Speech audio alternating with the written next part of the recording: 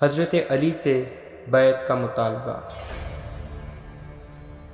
عمر بن خطاب نے ابو بکر بن قحافہ سے کہا کہ کسی کو علی کے پاس بھیجو تاکہ وہ آپ کی بیعت کر لیں۔ جب تک علی بیعت نہ کریں گے ہمارا کام پختہ نہ ہوگا، اور اگر وہ بیعت کر لیں گے تو ہم مطمئن ہو جائیں گے۔ ابو بکر بن قحافہ نے ایک آدمی کو روانہ کیا اور کہلا کر بھیجا کہ خلیفۃ الرسول آپ کو بلاتے ہیں۔ قاصد نے حاضر ہو کر وہ پیغام منوعاً پہنچا دیا۔ حضرت علی علیہ السلام نے فرمایا، کس قدر جلد تم نے پیغمبر اکرم صلی اللہ علیہ وآلہ وسلم پر جھوٹ باندھ دیا ہے۔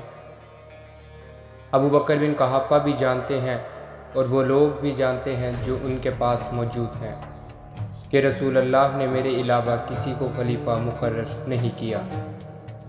قاصد نے واپس آ کر سارا قصہ سنا دیا تو ابو بکر بن قحافہ نے دوسرا پیغام دے کر قاصد کو بھیجا اور کہا کہ جا کر کہو کہ امیر المومنین ابو بکر بن قحافہ بلاتے ہیں۔ قاصد نے یہ پیغام بھی پہنچا دیا تو امیر المومنین علی علیہ السلام نے جواب دیا، اللہ کی قسم ابھی تو اتنا لمبا عرصہ نہیں گزرا کہ وہ بھول گئے ہوں۔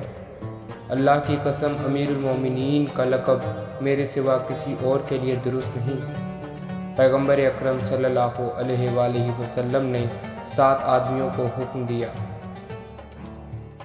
جن میں ابو بکر بن قحافہ بھی شامل تھے کہ وہ مجھے امیر المومنین کہہ کر سلام کریں۔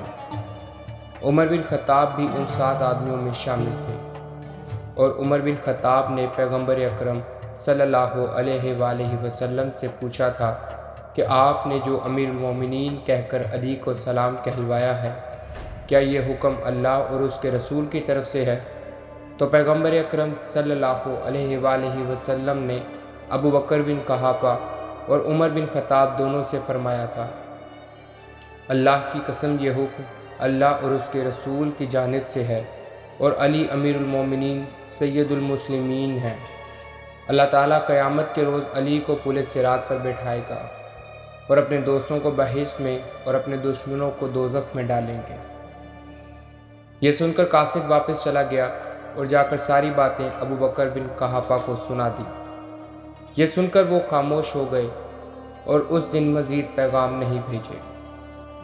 اس رات پھر جناب امیر المومنین علی علیہ السلام لوگوں کے گھروں میں تشریف لے گئے اور لوگوں کو اللہ کی قسمیں دی اور اپنا حق جتلایا اور اپنی نصرت کی دعوت دی، لیکن ایک مرتبہ پھر ان 4 کے علاوہ کوئی حاضر نہ ہوا۔ ان 4 نے سر منڈوا لیا تھا اور آپ کی نصرت پر بالکل مستعد ہو گئے تھے۔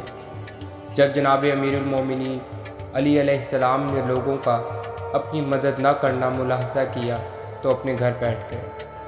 عمر بن خطاب نے ابو بکر بن قحافہ سے کہا کہ اب کیا چیز آپ کو روک رہی ہے کہ آپ علی کو بلا کر ان سے اپنی بیعت منوا لیں، کیونکہ اب تو لوگوں میں سے صرف 4 کے سوا سب نے آپ کی بیعت کر لی ہے۔